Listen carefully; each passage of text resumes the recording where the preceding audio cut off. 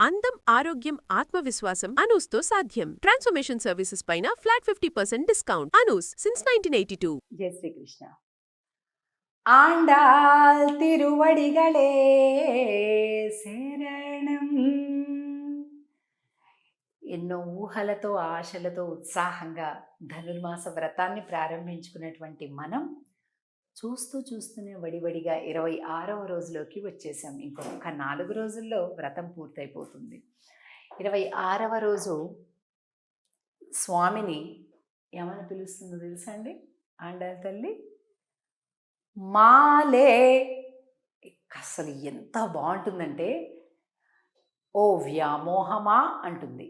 నిన్నటి రోజు ఏమంది? వ్యామోహము కలిగినవాడా అని అన్నది. ఈరోజు ఏమంటుంది? నువ్వే ఒక పెద్ద వ్యామోహ స్వరూపం అంటుంది. అంటే ఇప్పుడు కొన్ని ఉంటాయి చూసారా, క్రిస్టల్స్ అంటాం, సీత్రూ ఉంటాయి. అంటే ఇటు నుంచి చూస్తుంటే అటువైపు కనిపిస్తుంటాయి కొన్ని డైమండ్స్, క్రిస్టల్స్. అలాగా వ్యామోహము అనేటటువంటిది ఆయన లోపల ఉండేటటువంటి ఆ గుణం కనిపిస్తుందట. అంటే మేము నిన్ను ఇష్టపడి ఆరాటపడినట్టుగా కనిపిస్తుంది, కానీ నువ్వే మమ్మల్ని ఎక్కువ ఇష్టపడుతున్నావు, నువ్వే మేము లేకుండా ఉండలేవు, నీ కళ్ళే చెప్తున్నాయి, నేను చూస్తుండేనే అర్థమైపోతుందయ్యా అది అంటుందన్నమాట ఈరోజు. చూడండి ఎంత బాగుందో. అందుకే స్వామి నీలవర్ణంగా ఉండేటటువంటి ఇది ఇక్కడ కనిపిస్తుంది. మాలే మణివಣ್ಣ మార్గజి நீராடுவான்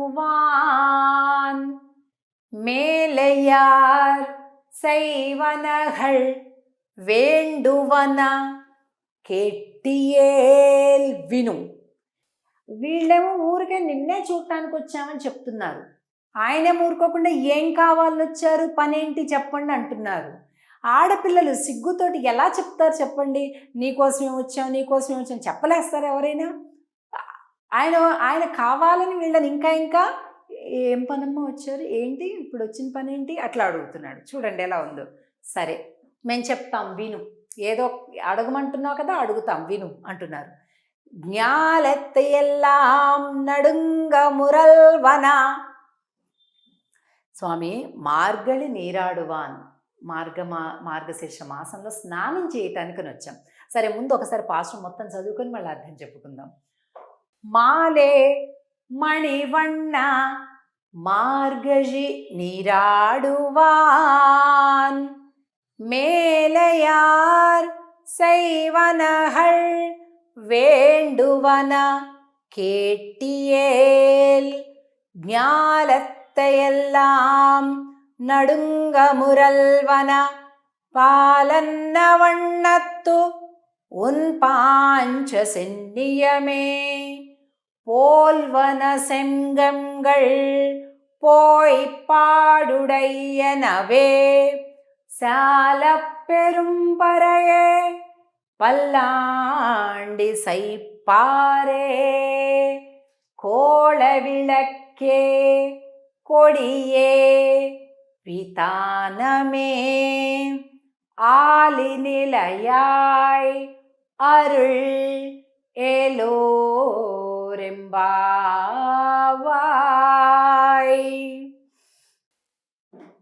ఓ వ్యామోహమా మణివన్నుడా, మేము మార్గశీర్ష మాసం స్నానం చెయ్యటానికే ఇక్కడికి వచ్చాం, కానీ నిన్ను ఒకసారి చూస్తే మాకుండే వ్యామోహం కంటే నీకుండే వ్యామోహమే ఎక్కువగా ఉందే అని అంటుంటే స్వామి అంటున్నంట చమత్కారంగా, మీకేం కావాలో చెప్పండమ్మా అంటున్నారు. స్వామే కావాలని వచ్చారు, వీళ్ళకి ఆయన దగ్గర నుంచి వేరే ఏం అక్కర్లేదు, కానీ అడుగుతున్నాడు కదా. సరే ఓకే అలాగే మేము చెప్తాం, పట్టుకో రాసుకో లిస్ట్ అంటున్నారు. వేండువన కేటియేల్ విను విను అంటున్నారు.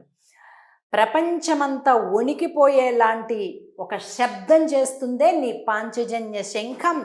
అలాంటి శంఖాలు ఇగో మా గోష్ఠి మొత్తం, మా గ్రూప్ మొత్తానికి కావాలని కొద్దిగా పూర్వాచార్యులు పెరియనంబి లాంటి ఆచార్యులు వారి యొక్క లెక్క ప్రకారంగా ఇంచుమించుకు ఒక 25 లక్షల మంది గోపికలు ఉన్నారు. 25 లక్షల శంఖాలు, అచ్చు పాంచజన్యం లాంటి శంఖాలనే ఇవ్వు అంటుంది. ఇంకా అంతేనా? పర అనే వాయిద్యం కావాలి. మంగళ వ్రతం చెయ్యటానికి మంగళగానం మంగళాశాసనం చేసేవాళ్ళు కావాలి. చీకటితో చేసేటటువంటి ఈ వ్రతం కోసం మంగళ దీపాలు కావాలి. మొత్తం ఇవ్వయ్యా అంటున్నారు. ఆయన తన పరమపదంలో ఉండేటటువంటి మొత్తం అన్నింటినీ మార్చేసి పాంచజన్యాలుగా ఇచ్చేశాడు. మాట వెనక్కి వెళ్ళకూడదు కదా.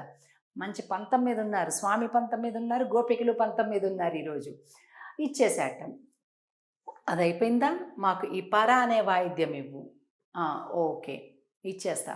ఈ పైన ఉండేటటువంటి గరుత్మంతుడు, నిత్యసూరులు వాళ్ళందరినీ ఇచ్చేస్తా. అయిపోయిందా, మాకు గానం చేసేవాళ్ళు కావాలి. అక్కడ పరమపదంలో వైకుంఠంలో అంతా కూడా నిత్యసూరులు, ముక్తులు ఎప్పుడు సామవేద గానాన్ని చేస్తూ ఉంటారు, మంగళాలు పాడుతూ ఉంటారు, వేదగానం చేస్తుంటారు. వాళ్ళందరినీ గానం కోసం పంపించేసేట. ఇప్పుడు మేము చీకటితో వస్తాం కదా స్వామి, మంగళ దీపాలు ఎక్కడివ్వాలి? పక్కన శ్రీరంగ హర్మ్యతల మంగళ దీపరేఖం అంటాం కదా, నీ పక్కన అమ్మవార్లు ఉన్నారు, వాళ్ళే మంగళ దీపాలు, వాళ్ళని ఇచ్చేయి. అన్నీ అడుగుతున్నారని, అన్నీ మాట వెనక్కి ఊరి ఏదో మాట వరుస కంటే వీళ్ళేంటి మొత్తం నన్ను ఒంటరిగా నిలబెట్టేస్తున్నారు, మొత్తం అన్ని ఆస్తులు తీసేసుకుంటున్నారు. సరే, పక్కనుండే శ్రీదేవి, భూదేవి, నీలాదేవి అందరినీ కూడా వాళ్ళకి మంగళ దీపాల కింద ఇచ్చేసాట. అవునా స్వామి, ఇప్పుడు మేము వ్రతం కోసం వెళ్తున్నాం కదా, పైన ధ్వజం ఒకటి ఉండాలి, మేము పలానా వ్రతం చేస్తున్నాము అని ఒక ధ్వజం కావాలి.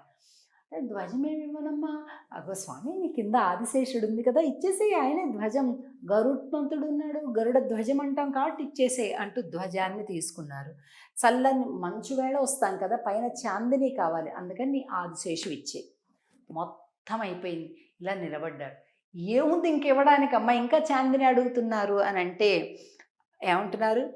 ఆలినిలయాయ్ అరిల్, నువ్వు వటపత్ర సాయువు కదా అన్నారు. అబ్బా అనుకున్నాడట కృష్ణుడు. అంటే ఏంటి అర్థం? ఆయన పీతాంబరం కట్టుకున్నాడు కదా, అది కూడా ఇచ్చేయని అడుగుతున్నారు.